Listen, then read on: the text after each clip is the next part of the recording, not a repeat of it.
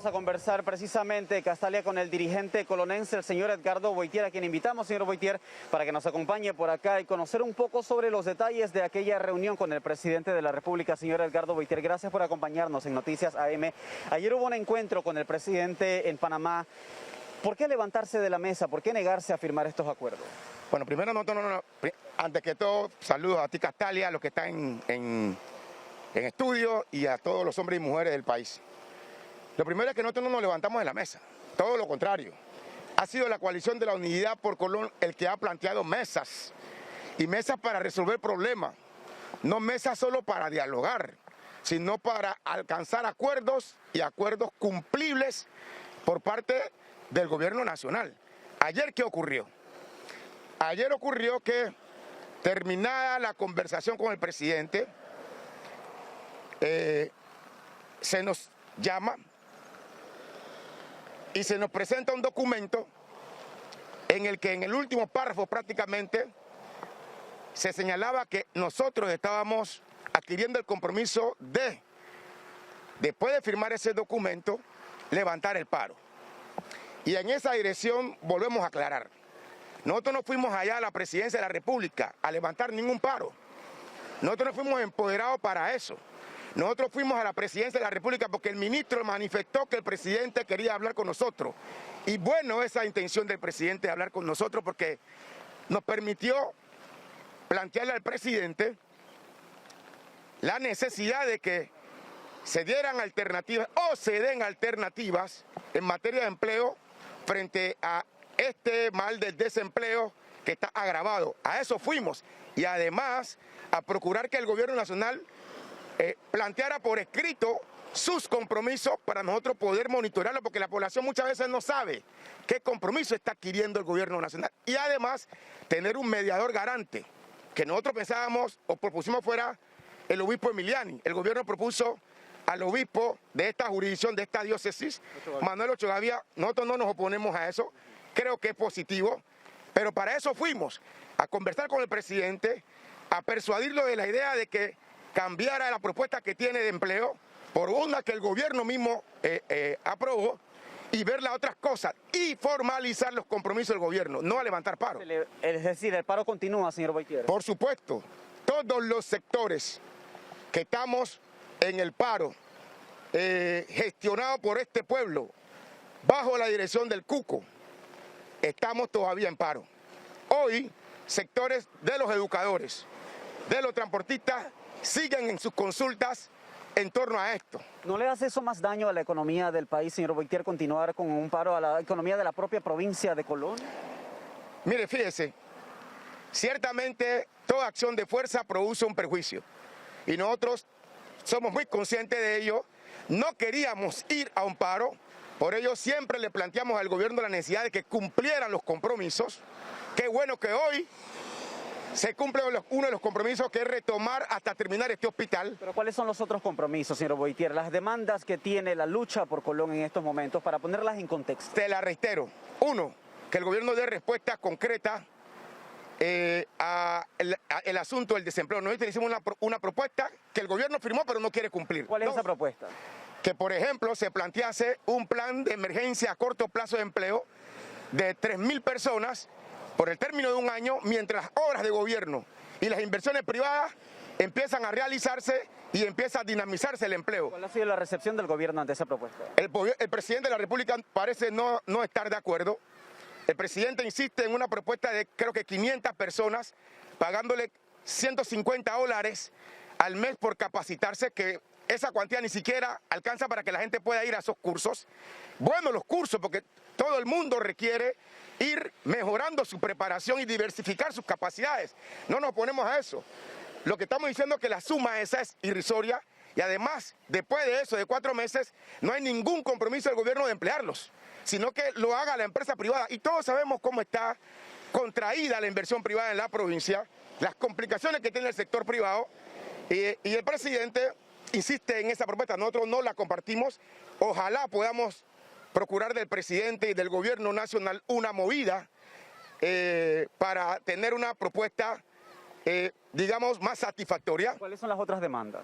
Por supuesto, el problema serio de las calles la condición de las calles en que está la provincia. El gobierno planteó una inversión agresiva en el verano. Ya terminó el verano, estamos en invierno y poco es lo que se ha hecho en esa dirección.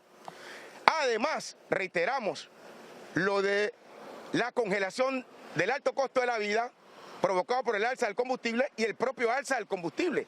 Nosotros nos reunimos con el ministro reconoce que el gobierno emitió un decreto, que es el 134, que recomiendo lo lean.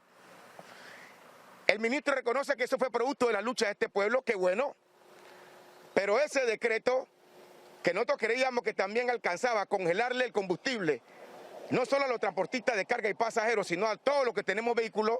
Ahora el ministro nos dice que alcanzaba a todos y el presidente ayer dice, no, eso no es así, sino que solamente a los transportes de carga y transporte de pasajeros y no a los particulares. Pero muchos se preguntan, señor Boitier, ¿por qué traer a la lucha regional, local de Colón algo que es un tema nacional como el alza del combustible? Porque la provincia de Colón hace parte de lo nacional.